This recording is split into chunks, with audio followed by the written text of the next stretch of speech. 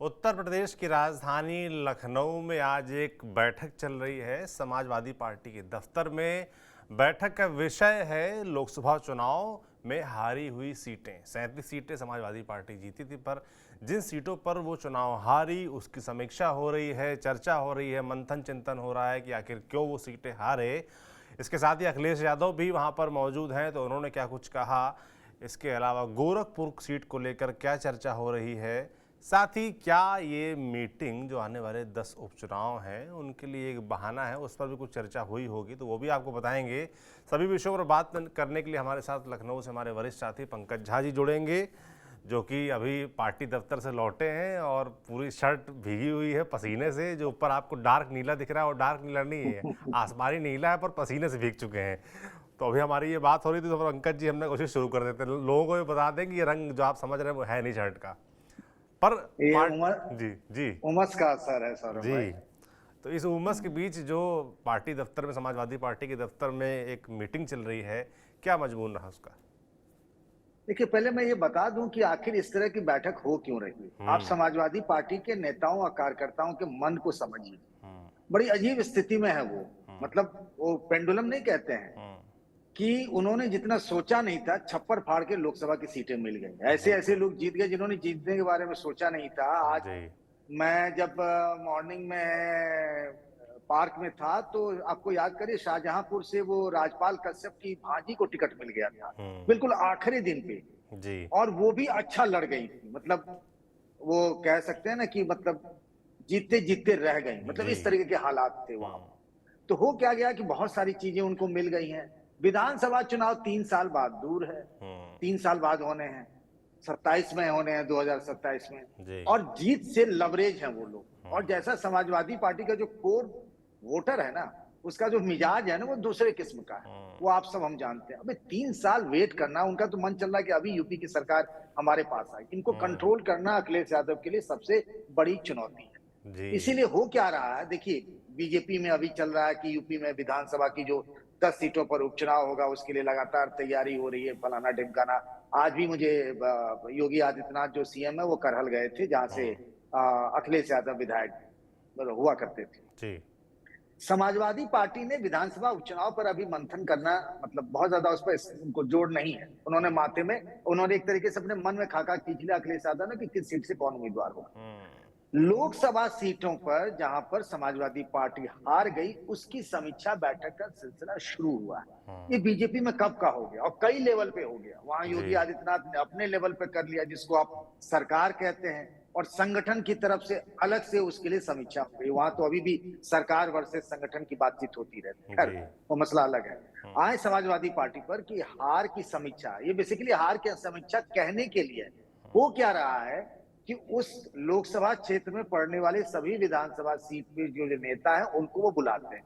एक राउंड मिलकर अपने मन की बात बताने की कोशिश कर रहे हैं। कैसे संगठन आगे चलेगा और कैसे 3 साल तक आपको इसी भाव में रहना है कि संघर्ष हमको करना है। और क्योंकि अब कार्यकर्ताओं में, मतलब ये जो 7 साल से मुरझाए हुए चेहरे थे, लगातार जी। 4 4 चुनाव हार गए थे, उनका जो टेम्पो है, उनका जो जोश हाई वाली बात है ना, उनका जोश हाई कैसे रखा जाए।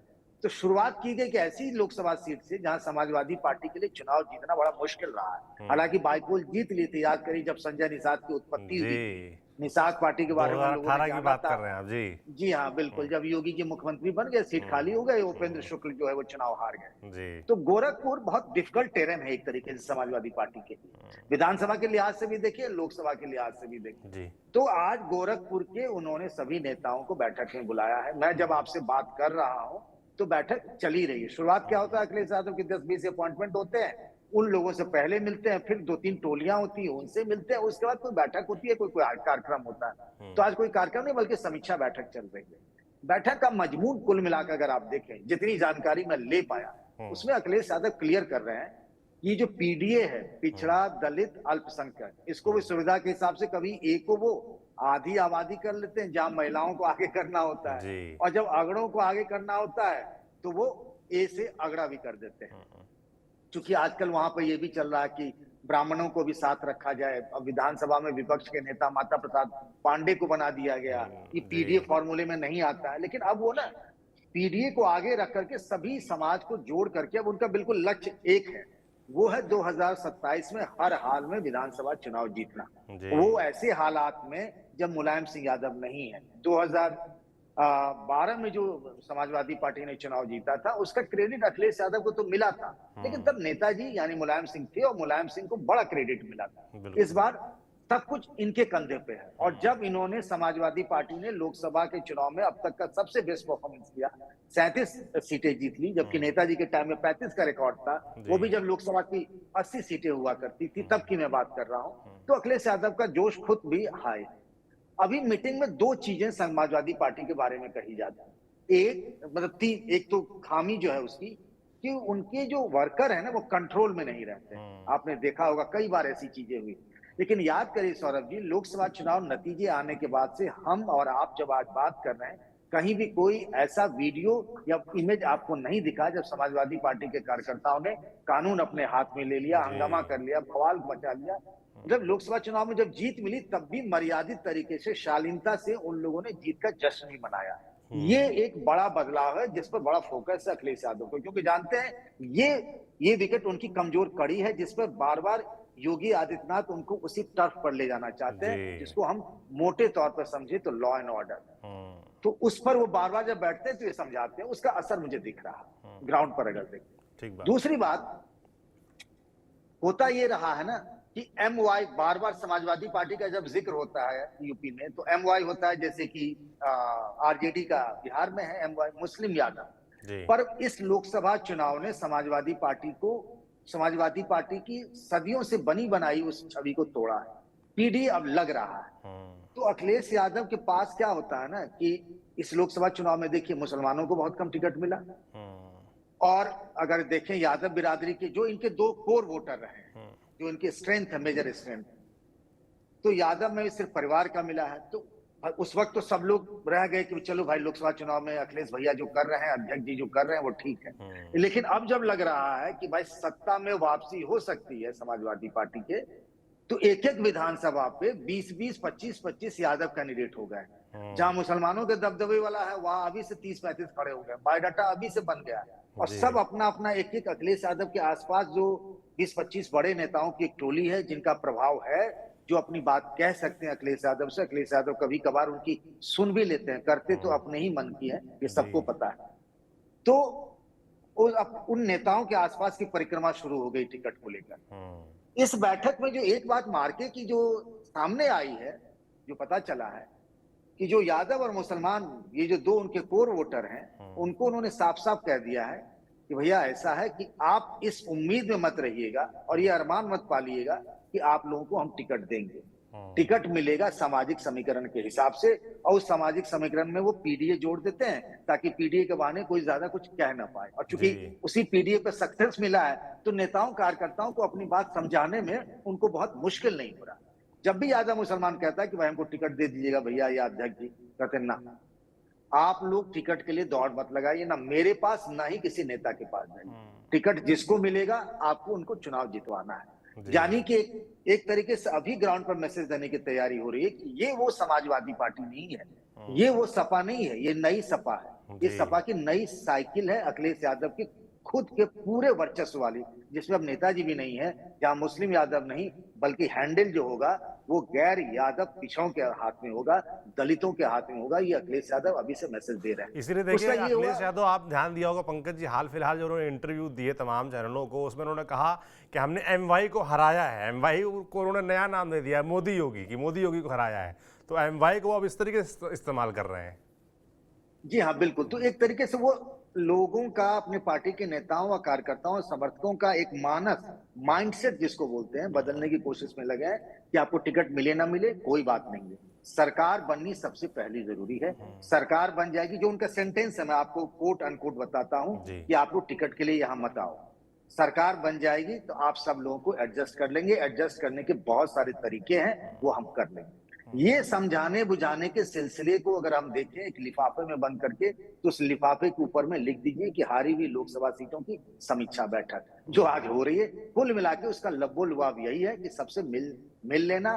क्यों हार हुई पार्टी की, उस पर एक बार समीक्षा कर लेना और आगे क्या करना है विधानसभा चुनाव के लिए। क्योंकि अभी से अगर मीडिया चलाने लगेगी कि अखिलेश यादव जुटे विधानसभा चुनाव की तैयारी में, भाई 3 साल हो गया, जी। अभी दूर है। अभी तो उपचुनाव को लेकर भी लगता है कि बहुत अर्ली हो गया है, क्योंकि अभी तो डेट आई नहीं है।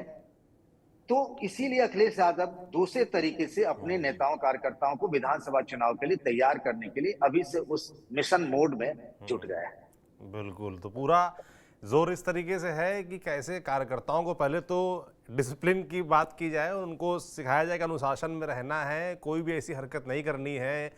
और जो आपने कहा कि जो जश्न का एक माहौल चला आ रहा था लोकसभा चुनाव के बाद से, मुझे लगता है कि उसको भी थामने का प्रयास किया है कि अब रुक जाओ, अब अगले मिशन की तरफ जुटना है, वो भी डिसिप्लिन के साथ, कोई भी ऐसा मौका नहीं देना है।